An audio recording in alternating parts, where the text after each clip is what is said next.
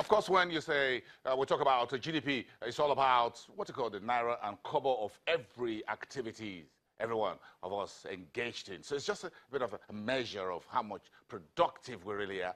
But how productive could you be if you're not competitive? So in our competitive ranking, we've always not been as good as we ought to be. So let's talk to the CEO of the National Competitiveness Council of Nigeria, by the acronym NCCN. Chikamodi is live to us bright and early from Washington, D.C. in the United States. Good morning, and thanks for allowing us to drag you out of bed this early morning, Mr. Modi. Good morning, Boston. It's good to see you. Thanks for having me on. Thank you very much. We hope you're having a nice time over there. We're unpacking the second quarter GDP and the recession. Give us your thoughts about what you've heard or in the last 4 days in the news. Give us your take. Well, we've been carefully studying the data, and of course, we try to track what analysts are saying. Let's put the caveat that the more granular details are yet to be out. There is some positive news, and let me qualify what I call positive news. Think of this as the Nigerian economy is like a man who is down in a well, and he's trying to climb out of the well. So think of that as poverty and average income. Now he's been falling lower and lower in the well, and he's gone below water. Now the rate of his falling below the well has slowed down. So he's still below water in the well, but he's not going as quickly as he was down the well. So this is the simplest way to understand, simplest analogy. So when the GDP is contracting, you're going down water. When it slows down in the contraction, you're still underwater. So yes, there was a growth rate that was not negative as against the contraction of previous quarters. But it was very tenuous. It was less than 0.5%. And if you qualify that with the revision of the first quarter of Q1, then it was basically flat. Now, the fundamentals around that growth are somewhat challenged because there's not been any real radical measures that have alleviated the productivity shock that brought about the recession. Now, stability in the foreign exchange markets, which we predicted would lead to something like some flat growth last quarter, is part of what you've seen that has improved the overall productivity. But it's still very much flat. There are many areas that I could talk on for hours and hours that can be improved that will make it more competitive. But the bottom line is that there's a need to improve the productivity of all the other sectors outside oil to pull out of the recession and begin to get to growth.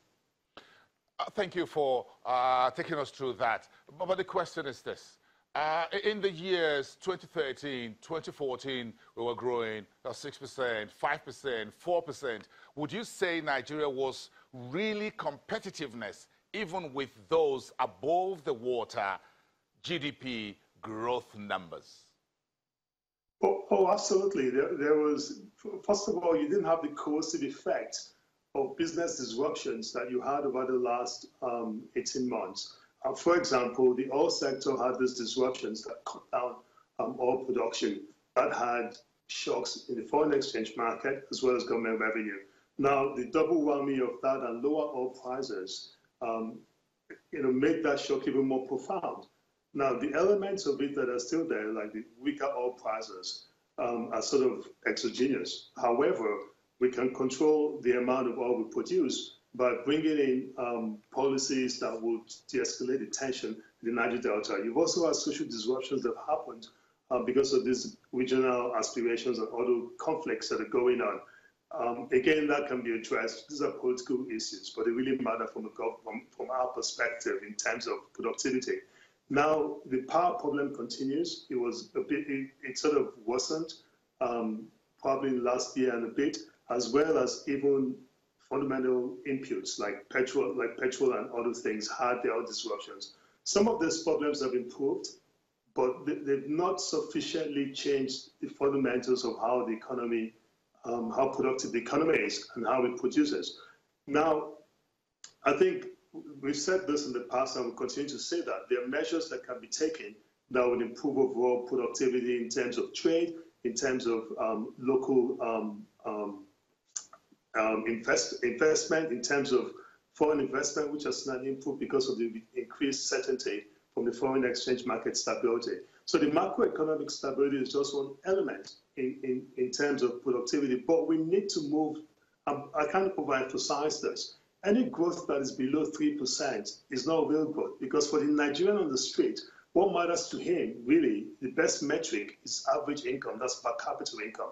Now, even with the growth of Q2 as reported, per capita income still shrunk, and it will continue to shrink until we have growth that is above 3%. And if you remember, before 2015, we had growth that was in excess of population growth. And that, which is why I say any growth below 3% is not real growth. And if we grow at 7% going forward, which requires dramatic policy change, it would take something like 19 years to get back to the average income figures we had just 2 years ago. And Nigeria still had a lot of poverty even 2 years ago. Now it's been exacerbated, it's now about 78%. So it's a very dire situation, and we can't, the government, yes, they're taking a few good steps now, but it's by no means over. And even having anything positive as growth will require some considerable policy push.